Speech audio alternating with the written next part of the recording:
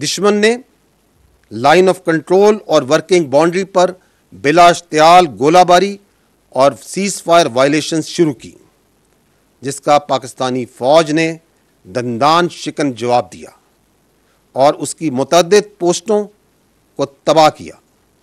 इन पोस्टों में से, इन एंगेजमेंट्स में से सिर्फ चंद एक की वीडियोस मैं आपके सामने पेश करूंगा।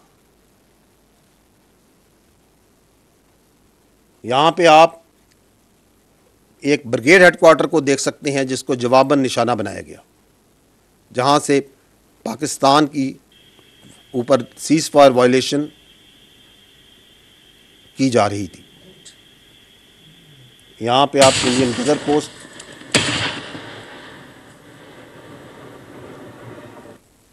छतरी पोस्ट, जूरा पोस्ट,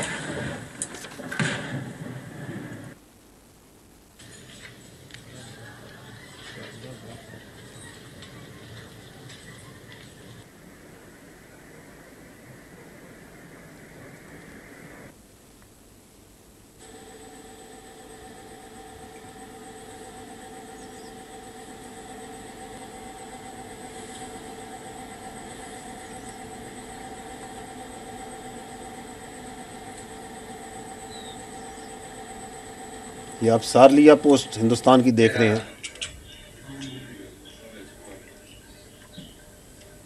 ये चंद एक सिर्फ एंगेजमेंट्स हैं अपने दिफा में, और जो इंडिया ने एग्रेशन की और सीज़ फायर वायलेशंस की और वहाँ से गोलाबारी की, उसके जवाब में की गई।